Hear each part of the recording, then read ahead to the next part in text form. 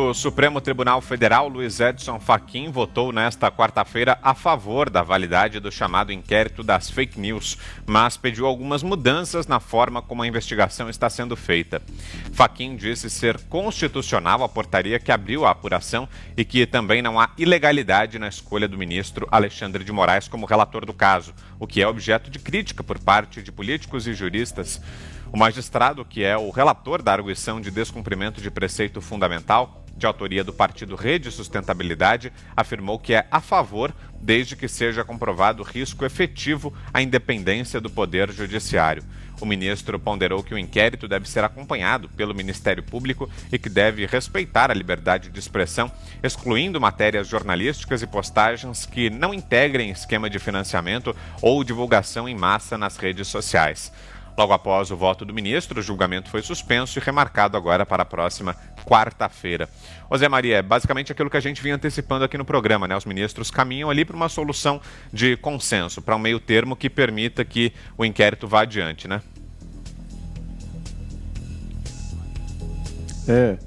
Não há expressão de liberdade que possa sustentar ações desse tipo, é a frase do ministro Edson Fachin. Este é um relatório sigiloso, né? Uma investigação sigilosa, um inquérito sigiloso. O próprio relator da CPI das fake news não teve acesso ao conteúdo, sabe mais ou menos algumas... Ele até foi ao Supremo tentar entender algumas coisas, não sabe exatamente o que tem lá, mas as informações são de que esse inquérito chegou a ameaças reais, além de ataques através da internet, né? Ameaças reais, jogaram bombas em porta da casa de ministros e tal. Então, o conteúdo ficou pesado depois dessa investigação. O que todo mundo acha estranho é exatamente o tal vício de origem. Parece pouco, mas não é. Seriam provas imprestáveis, né? Porque a origem o Supremo está investigando quando ele é a vítima. O artigo 43 do Regimento Interno do Supremo permite que o presidente do Supremo possa abrir o inquérito e delegar ao ministro a investigação, desde que isso tenha acontecido na sede do Supremo Tribunal Federal. E aí, dizem os ministros, já que um ataque através da internet ele é em todos os lugares, inclusive na sede. Só que é o seguinte, isso não é verdade. O regimento interno quer dizer na sede física do Supremo Tribunal Federal. E, por outro lado, um regimento interno do Supremo, definido ali pelos ministros, não pode ser superior à Constituição que define o ordenamento jurídico, né? De que o juiz julga quando há uma investigação da polícia e quando o Ministério Público faz a denúncia. Essa é a ordem jurídica. E aí o que acontece? Neste julgamento, o ministro Edson Fachin vai dar um ar de legalidade nesse inquérito. Esta deve ser a conclusão na quarta-feira que vem. É uma legalidade salvar esse conteúdo, as investigações e tudo, e dar acesso ao Ministério Público. Surpreende nesse caso que o Procurador-Geral da República tenha mudado de opinião. Raquel Dodge não queria nem ver esse inquérito, né? Agora o Ministério Público muda de opinião, apoia e quer participação. E também me surpreendeu a posição do advogado-geral da União, que, na contramão dos aliados do presidente Jair Bolsonaro, decidiu o inquérito. Então, o que vai acontecer? Vai abrir um inquérito para o Ministério Público, né, e para a participação de outros investigadores para dar esse ar de legalidade, nada mais do que isso. Você, Fiuza? Esse inquérito é uma excrescência, né, Vitor? Esse inquérito é uma aberração. Ele vai aparecer na história certamente como um delírio da Suprema Corte, dizendo que está investigando notícia falsa. É uma piada. Na verdade, ele é uma tentativa de uma carta na manga para fazer política contra o governo, né, que é o que eles estão fazendo desde o começo. A pergunta é por que não há diligências sobre blogs sujos aí associados às correntes petistas, por exemplo? Por que eles não estão invadindo aí residências, apreendendo computadores, celulares? Desses blogs estão aí, vários, passando fake news adiante, de forma desinibida. Será que não tem dinheiro? Porque o Lula está solto, o Dirceu está solto, a Dilma está solta. Né? Eles roubaram muito. Então, certamente, a gente sabe que tem um caixa proverbial. Aí, essa turma está vivendo de quê? Não sei, não estou fazendo nenhuma acusação, mas eles não fizeram inquérito sobre notícias falsas. Então, a gente quer ver, já que o inquérito vai prosseguir, a gente quer ver as diligências, né, nas casas, nos escritórios. Na verdade, a gente não quer ver diligência nenhuma desse tipo. Né? Vamos deixar isso claro. Né? Isso é uma aberração. Isso é um abuso de autoridade. Não tem nenhum pretexto para você dizer essa opinião aqui pode querer dizer uma trama terrorista contra alguém. São premissas débeis, né? Vergonhosas. Mas se está havendo, aí vai ter que ter um padrão unificado.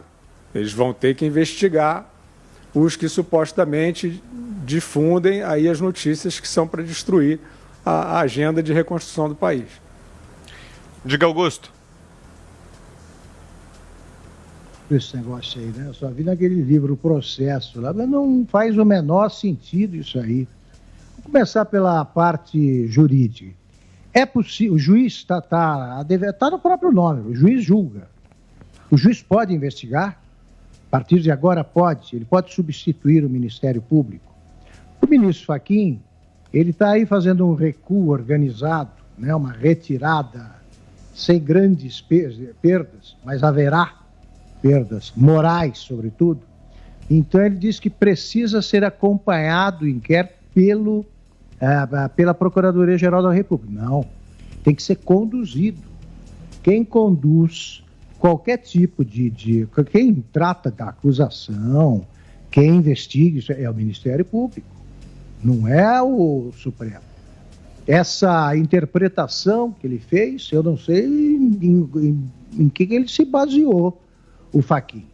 Ele não está querendo deixar mal o colega, e aí fica mal, porque é uma explicação que, olha, pode caprichar aí no juridiquês, porque o povo não vai conseguir entender. Então já é melhor falar numa língua estranha.